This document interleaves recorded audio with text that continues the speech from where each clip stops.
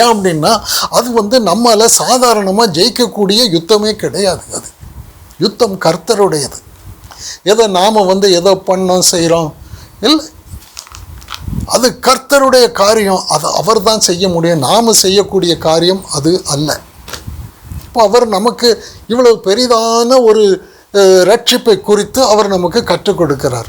கொஞ்சம் கொஞ்சமாக தோல்வி அடைந்தால் கூட அவர் ஒன்றும் தட்டி கொடுப்பார், தூக்கி விடுவார்.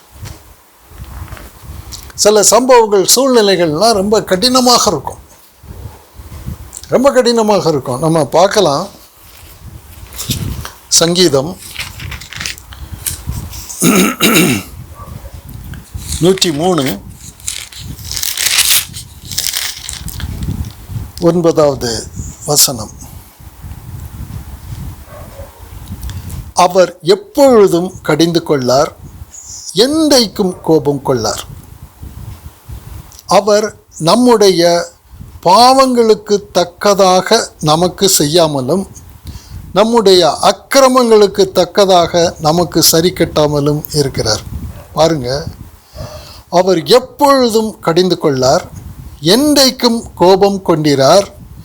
அவர் நம்முடைய பாவங்களுக்கு தக்கதாக நமக்கு செய்யாமலும் நம்முடைய அக்கிரமங்களுக்கு தக்கதாக நமக்கு சரி கட்டாமலும் இருக்கிறார். இந்த வசனத்தில் ஆண்டவர் என்ன சொல்கிறாரு? நீ உலகத்தில் ஜனங்கள் என்ன சொல்வாங்க என்றால், நம்ம உலக பிரகாரமாக குறைபட்டு போயிருக்கிறோம், குடும்பத்தில் குறைபட்டு போயிருக்கிறோம், உலக தாளந்துகளில் குறைபட்டு போய் இருக்கிறோம் என்றால் ஆண்டவர் தண்டிக்கிறார். இவங்க அந்தரங்க பாவம் செய்தவங்க ஆண்டவர் தண்டிக்கிறார் என்று பொதுவாக சொல்வாங்க. அது உலகத்தாருடைய பாஷை. ஆனால் ஆண்டவர் என்ன சொல்கிறார்? என் பாஷை அப்படி இல்லைங்க, உங்கள் பாஷை வேறு. என் பாஷை உங்களுக்கு அந்நிய பாஷையாக தெரியுதா?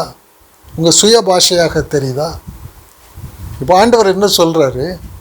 எந்த ஒரு மனுஷனையும் அவன் செஞ்ச பாவத்துக்கு நான் அவனை தண்டிக்கிறதே கிடையாது. அப்படி தண்டிச்சா எவன் நிற்பான்?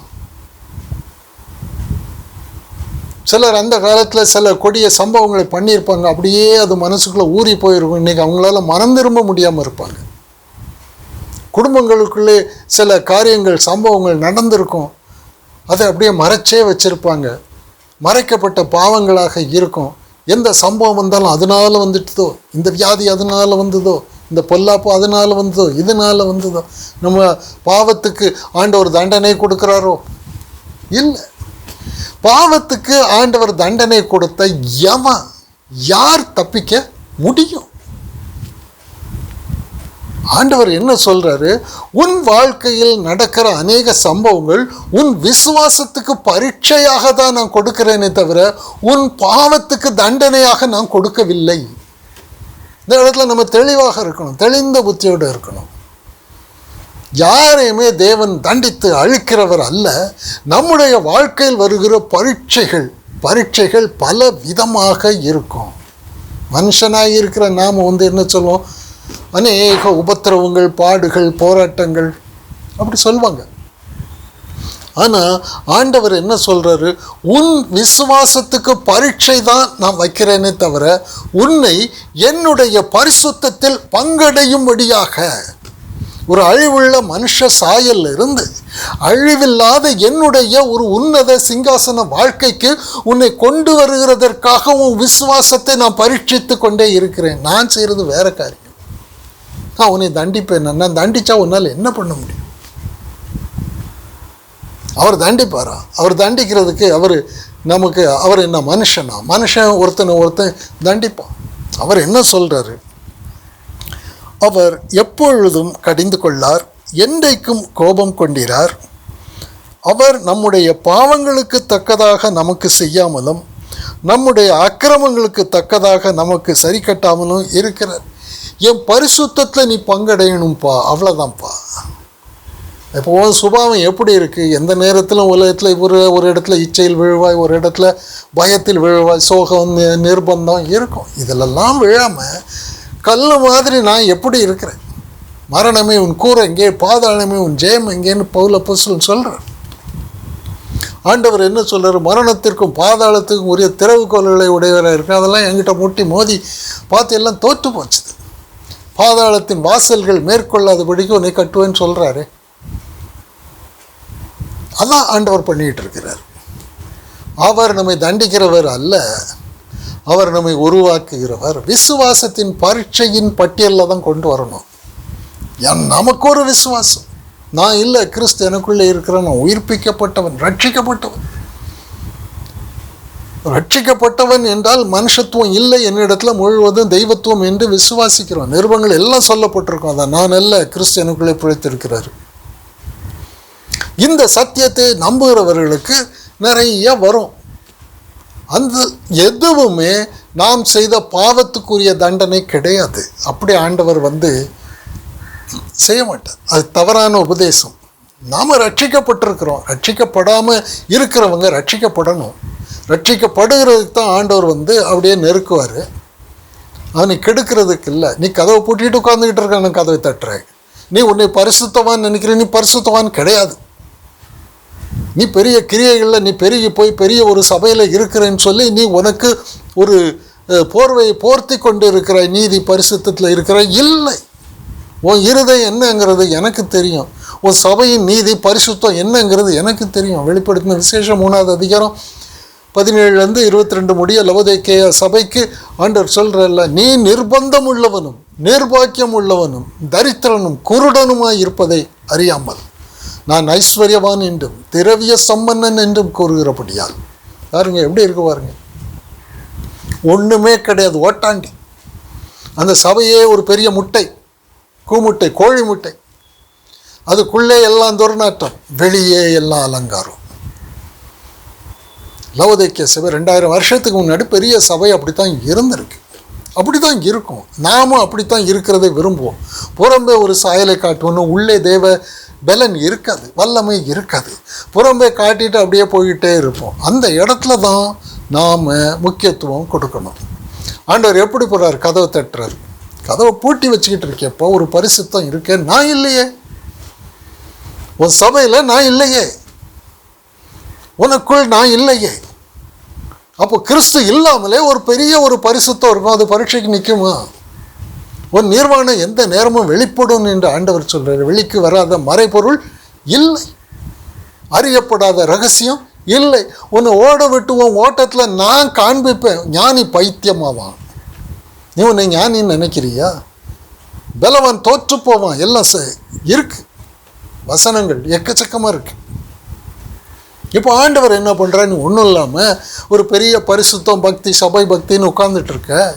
இப்போ நான் உன்னை சும்மா விடுவேன்னா நான் கதவை தட்டுறேன். அந்த கதவை தட்டுறதான் பரீட்சை. நீ சொல்கிறல்ல, நான் கிறிஸ்தவன் சொல்கிற, ரைட், கிறிஸ்துவை உடையவன்னு சொல்கிற, ரைட். இப்போ இந்த சூழ்நிலையில் நீ உன்னில் கிறிஸ்து இருக்கிறாருங்கிறத காட்டு. கதவை தட்டுகிறேன், என் சத்தம் கேட்டு ஒருவன் கதவை திறந்தால் அவனோடு கூட, அவனுக்குள் பிரவேசிப்பேன், அவனோடு கூட போஜனம் பண்ணுவேன். அதுக்கப்புறம் அவன் வேற மனுஷன் ஆகிடுவான்.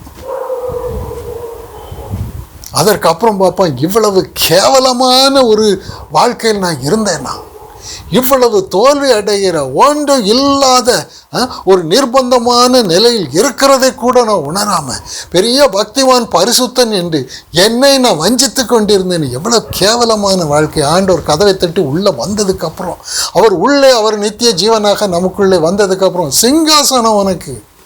இந்த சபையில் இருக்கிற இடம் இல்லை, உனக்கு சிங்காசனம். நான் ஜெயம் கொண்டு என் பிதாவின் சிங்காசனத்தில் அமர்ந்தது போல ஜெயம் கொள்ளுகிறவன் எவனோ அவனை என் சிங்காசனத்தில் என்னோடு கூட அமர பண்ணுவேன். ஆவியானவர் சபைகளுக்கு சொல்லுகிறதை காது உள்ளவன் கேட்க கடவன் என்று எழுது என்றார். நம்முடைய நிலைமை அப்படி இருக்கும். ஏதோ ஒரு பரிசுத்தத்துக்குள்ளே சிக்கி போயிருப்போம். மத ரீதியான பரிசுத்தம் நம்மை குற்றம் கண்டுபிடிக்கவே முடியாது. யார் வேணாலும் சாட்சி கொடுப்பாங்க. அதான் லவோதிக்கேயா சபை. அந்த சபையிலே ஆண்டவர் கதவு தட்டுறாரு. உள்ளே இருக்கிறது எல்லாம் அசுத்தம். பாத்திரத்தின் உட்புறம் ஒன்றுக்காகாது. பாத்திரத்தின் வெளிப்புறத்தை எப்படி சுத்தப்படுத்தி எப்படி மகிமைப்படுத்தி வச்சிருக்கிறப்பா, பாத்திரத்தின் உட்புறத்தை பார். அது எவ்வளவு அசுத்தத்தினாலும் அருவருப்பினாலும் நிறைந்திருக்கிறது. அப்போ அதை கொண்டு வந்து காட்டும்போது ஆண்டவர் ஒரு பரீட்சைக்கு நேராக வழி நடத்துவார். ஜனங்கள்லாம் நல்ல ரொம்ப ஆராதனை என்கிற ஒரு காரியத்தை பழைய ஏற்பாட்டில் சபை கொடுக்கிறது, பழைய ஏற்பாட்டில் ஆராதனை. புது உடன்படிக்கையில் சபை கொடுக்கிறது ஆராதனையே கிடையாது. புது உடன்படிக்கையில் கிறிஸ்துவை தரித்து கொண்டிருக்கிற விசுவாசத்தில் நாம் ஜெயம் கொள்ளுகிற ஒவ்வொரு ஜெயமும் ஆவியின் சிந்தையும் ஆராதனை. உங்கள் மனம் புதிதாகிறதுனாலே மறுரூபம் அடையுங்கள், இதுவே நீங்கள் செய்யத்தக்க புத்தியுள்ள ஆராதனை. அதனால் பழைய உடன்படிக்கையில் அப்படியே ரொம்ப ஆடிக்கிட்டு இருந்தாங்க. தேவனை அப்படியே பிரியப்படுத்துகிற மாதிரி அப்படியே தங்களுடைய உதடுகளினால் அவங்க தேவனை துதிப்பாங்க, கனம் பண்ணுவாங்க, எல்லாம் பண்ணுவாங்க. அப்படி ஒரு கூட்டத்தை ஆராதனை என்று சொல்லிகிட்டு இருக்க நேரத்தில் இயேசு போகிறார் உள்ள. அங்கே போயிட்டு, நல்லா இருக்குப்பா, இது நல்லா இருக்குது, வேஷம் நல்லா இருக்கு, இதுக்கு பேர் ஆராதனையா? ஒரு பாட்டு பாடுறதுக்கு பேர் ஆராதனையா? வாயினால் துதிக்கிறதுக்கு பேர் ஆராதனையா? இசைக்கருவிகளை மீட்டுக்கொள்கிறதுக்கு பேர் ஆராதனையா? மனுஷருடைய கற்பனைகளை உபதேசங்களாக போதித்து நீங்கள் செய்கிற காரியங்கள் இது ஆராதனையா? ஆராதனைன்னா என்னன்னு தெரியுமா? மார்க் 7வது அதிகாரம் 5வது வசனத்திலிருந்து 23வது வசனத்து வரை பார்த்தா சாடுறார் ஆண்டவர். இவர்கள் வீணாய் எனக்கு ஆராதனை செய்கிறார்கள், இவர் உதடுகளினால் என்னை கனம் பண்ணுகிறார்கள், இவர்களுடைய இருதயமோ என்னை விட்டு தூரம் போயிட்டுது. அப்போ இருதயத்துக்குள்ள தானே சரக்கு இருக்கு. நம்முடைய மறைத்து வைக்கப்பட்ட மனுஷத்துவம், அசுத்தம், அருவறுப்புகள் எல்லாம் இருதயத்துக்குள்ள தானே இருக்கு. இதை மூடி மறைச்சிட்டு வாயினால என்ன பண்ணிட்டு இருக்க? மார்க் 7வது அதிகாரம் 20வது வசனம்.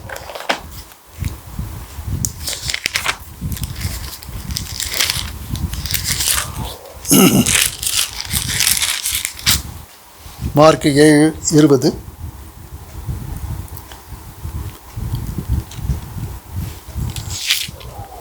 மனுஷனுக்கு உள்ளே இருந்து புறப்படுகிறதே மனுஷனை தீட்டுப்படுத்தும். எப்படியெனில் மனுஷருடைய இருதயத்திற்குள் இருந்து பொல்லாத சிந்தனைகளும் விபச்சாரங்களும் வேசித்தனங்களும் கொலைபாதகங்களும் களவுகளும் பொருளாசைகளும் துஷ்டத்தனங்களும் கபடும் காம விகாரமும் வன்கண்ணும் தூஷணமும் பெருமையும் மதிகேடும் புறப்பட்டு வரும். பொல்லாங்கானவைகளாகிய இவைகள் எல்லாம் உள்ளத்திலிருந்து புறப்பட்டு மனுஷனை தீட்டுப்படுத்தும் என்றார். அந்த இடத்துல தான் அவர் சொல்கிறார். இதெல்லாம் இருக்கிறதுல ஒரு சின்ன ஒரு காரியம்தான், இன்னும் எவ்வளவோ இருக்கும்.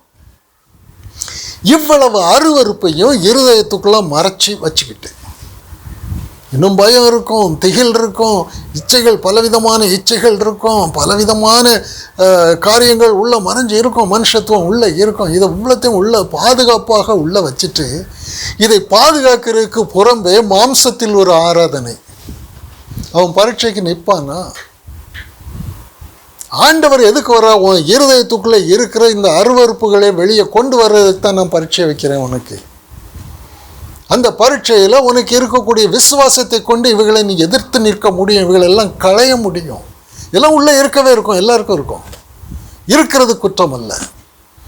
ஆண்டவர் அதை களைந்து எரியும்படியாக ஒரு பரீட்சை நேரத்தில் கொண்டு வரும்போது தூக்கி தூர போடு. இந்த ஆசை எனக்கு எதுக்கு? இந்த இச்சை எனக்கு எதுக்கு? அடுத்தவன் பணம் எனக்கு எதுக்கு? அடுத்தவன் சொத்து எனக்கு எதுக்கு? இன்றைக்கி அடுத்தவன் பணத்தையும் சொத்தையும் எடுக்கிறதில்ல. கிறிஸ்துவ நம்புகிறவங்க எல்லாரும் உலகத்தாரை போல தான் இருக்கிறாங்க. இச்சை, இது எதுக்கு எனக்கு? அதை எடுத்துக்கொண்டா அது எனக்கு நன்மையாக இருக்குமா? அடுத்தவன் பணத்தை எடுத்தா, அடுத்தவன் பொருளை எடுத்தா, அடுத்தவனுக்குரியவைகளை பின்னும் பிறனுக்குள்ள எதையும் இச்சையாது இருப்பாயாகன்னு சொல்லி இருக்கிறார். அதை எடுக்கிறதுனால சிந்திக்கணும், அவ்வளோதான். நீங்கள் பல விதமான சோதனைகளில் அகப்படும் போது சிந்திங்க, உங்களுக்கு பொறுமை உண்டாக்கட்டும். அது